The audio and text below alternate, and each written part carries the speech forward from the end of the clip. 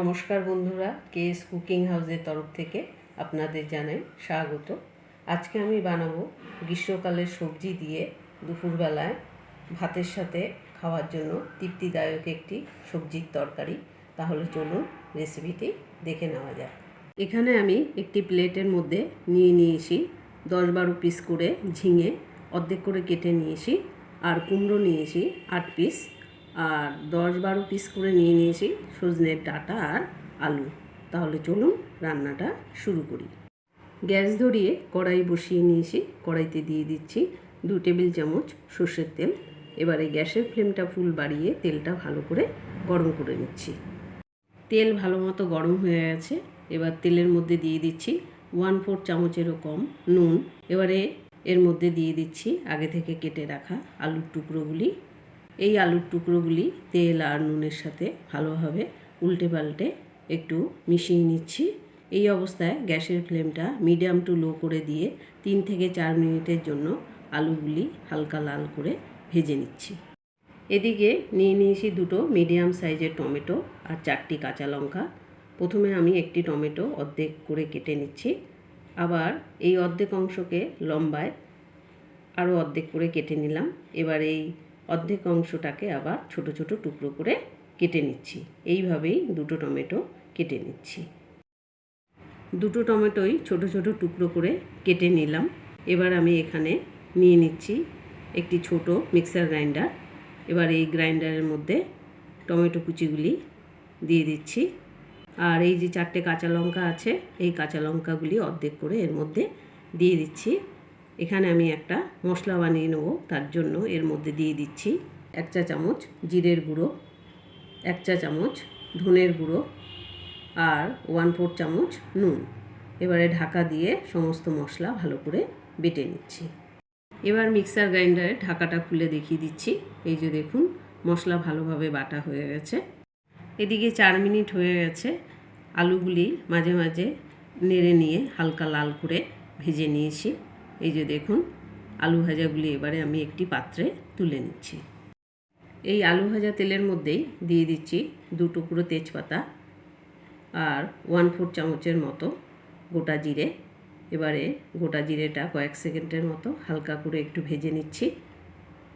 এবার এর মধ্যে দিয়ে দিচ্ছি আগে থেকে বেটে রাখা বাটা মশলাটা। দিয়ে দিচ্ছি মশলার বাটি ধোয়া সামান্য জল। দিয়ে দিচ্ছি 1/2 চা চামচ আদা বাটা, 1/2 চা চামচ হলুদ গুঁড়ো, 1/4 চামচ কাশ্মীরি লঙ্কার গুঁড়ো। এবারে সমস্ত মশলা ভালো করে মিশিয়ে নিচ্ছি। এখানে আমি গ্যাসের ফ্লেমটা মিডিয়াম টু লো অবস্থায় করে দিলাম, আর ঢাকা দিয়ে 4 থেকে 5 মিনিটের জন্য মশলাটা ভালো করে কষিয়ে নিচ্ছি। 5 মিনিট হয়ে গেছে। এবারে আমি কড়াইয়ের ঢাকাটা খুলে নিচ্ছি। এই যে দেখুন, আমাদের মশলা একদম কষে গেছে, কিন্তু তাও এর মধ্যে একটু জল জল ভাব আছে, আর এখানে কিন্তু গ্যাসের ফ্লেমটা একদম লো অবস্থাতেই আছে। এবারে এই মশলাটাকে আরও 2 মিনিটের মতো ঢাকা ছাড়া অনবরত মাঝে মাঝে নাড়তে নাড়তে মশলাটা আর একটু কষিয়ে নিচ্ছি।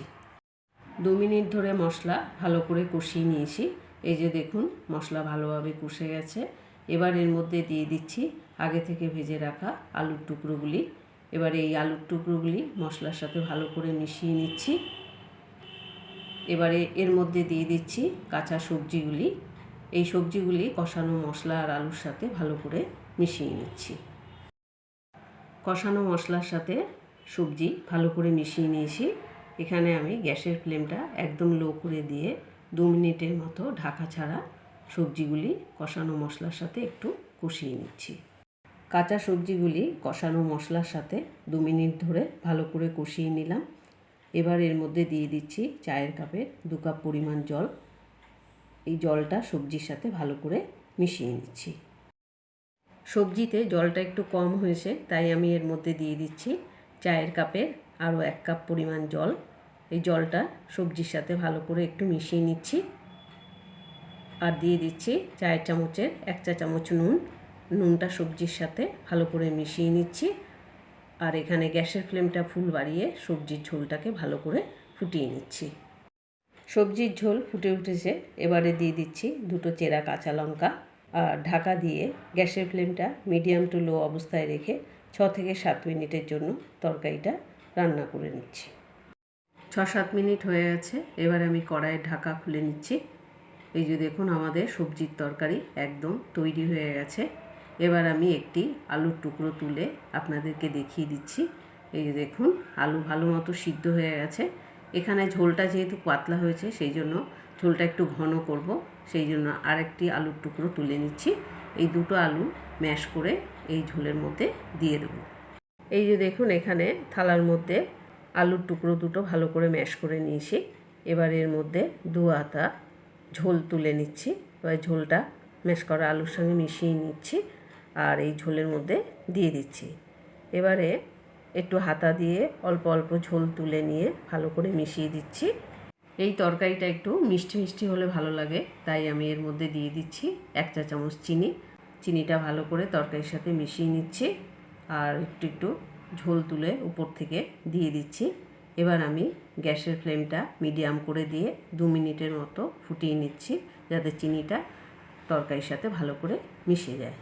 2 মিনিট পর এই যে দেখুন আমাদের সবজির ঝোলটা অনেকটা আমি টানিয়ে নিয়েছি, বেশ ঘন হয়ে গেছে। এর বেশি আর টানাবো না, তাহলে আরও ঘন হয়ে যাবে এবং তরকারিটা মাখা মাখা হয়ে যাবে।